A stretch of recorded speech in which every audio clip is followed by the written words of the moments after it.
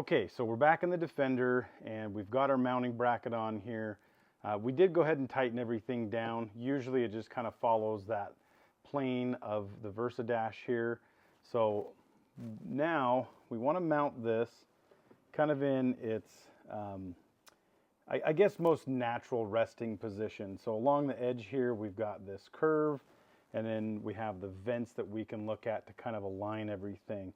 There's not necessarily one focal point that's going to get this perfectly aligned to base off of, other than on the right hand side you want to keep the reveal on the dash, and then the actual plastic portion of the dash is consistent as you can along this edge, and that's probably going to be the best way to line this up. We're starting with this in a park, of course. We want to make sure that we're clearing around the shifter here. And once you're happy with where you have it lined up, you'll hold this in place. I'm just going to go ahead and use one of my small metal marking punches to mark right through the top part of the VersaDash. You can use a small pencil. A Sharpie's probably not going to quite fit through here. So just go ahead. Something with a sharp point works well if you don't have a marking punch. And you're aiming just for the very center of the holes that are in the brackets on the edge and along the left side here. All right, so now that we've got our holes where we want them, we're going to start to drill these out, and we're going to be using our 27/64 drill bit. If you saw our other video, we went over the use of our rivet nut tool, as well as the drill bit sizes and how to determine if you don't have this particular bit size, the best way to get the bit that's going to best fit the hardware. So we'll link that down below if you need to check out that video that goes into more detail. We're going to start first here on this right hand side, and just a little tip, there's 2 layers of plastic here on the underside of the dash. So basically you're going to go through the first layer, and then there's going to be a second layer. There's nothing under there, it's just a hollow cavity, but it is just layered through. So you'll want to go through that particular spot as well when you're drilling. So we'll start here on this lower hole.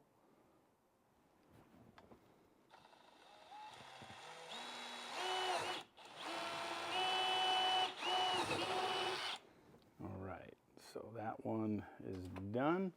We'll come up here to this top hole.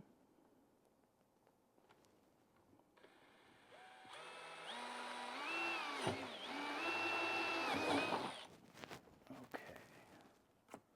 And then last, we're going to do right here behind the shift gate.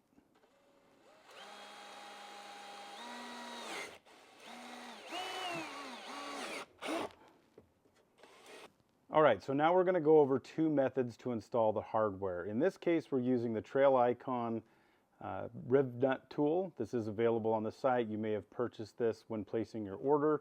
And we're also going to use a standard rivet nut tool. So when installing the jack nuts, just make sure it's tight here against the floating nut. And then you're going to use the bit that's also included with the rivet nut tool. And we're just going to go ahead and do this back one here. So you'll insert the hardware. Just needs a little bit of pressure to squeeze this in.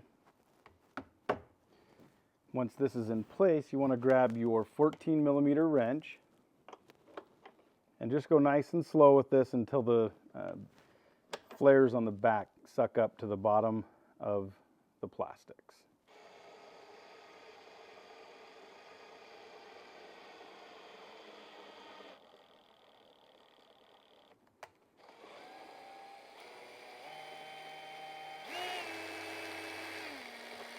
I'd recommend just going nice and slow with these jack nuts. You just don't want anything to tear through the bottom side.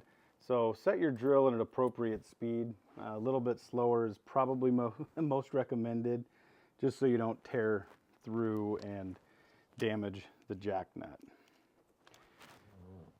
Now on the next two, we're just going to quickly use a manual or standard rivet nut tool. If you have one of these, you're probably very familiar with how they work. If you've just picked one up and you're unfamiliar, you're going to open the arms, you'll thread on your jack nut, you're going to insert it into the hole, and then you'll apply pressure to the handles until it sucks the bottom of the jack nut up. You may have to do this in a sequence where you tighten it initially and then you'll have to thread this back down, just because the throw on the jack nut's a little bit longer, so you may have to do it in 1 or 2 strokes to get it to connect properly. So we'll just start our initial. And it seems like that one got a good bite. So we'll go ahead and take this back off.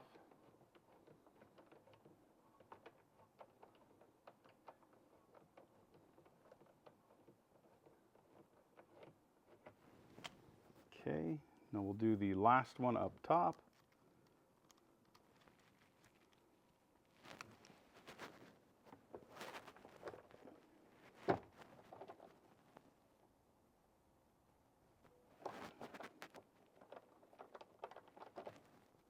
Okay.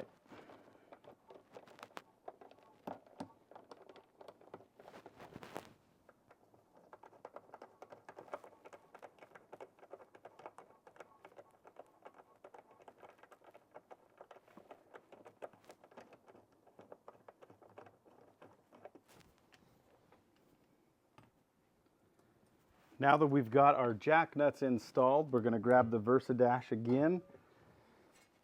And what I would recommend is feed one of your 12mm bolts in prior to mounting it onto the dash. It's a little bit of a tight squeeze back there, so you'll just drop that nut in through the back side like this.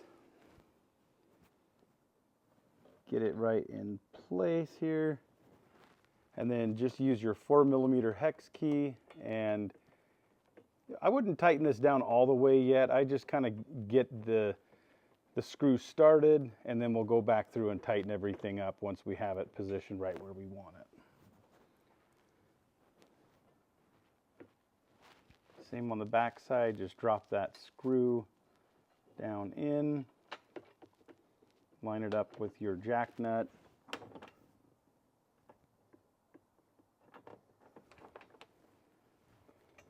And you'll run your 4mm hex key through, and we'll start tightening everything down. And then last, we'll do the one here just on the bottom. It's usually easiest just to kind of pinch it with your fingers, and then put the hex key through the hole here.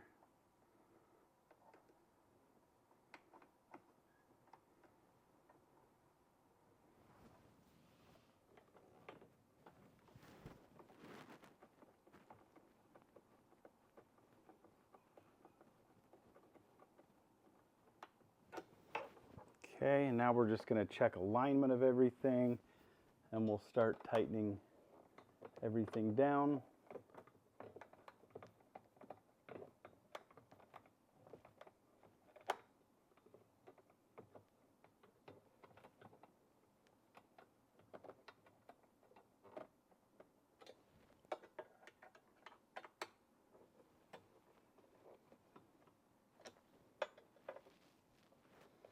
Sometimes you'll need to push a little bit on either the sides here, moving back and forth, or just behind the shift gate. Make sure you still have your clearance behind the shift gate, and then you'll just tighten down.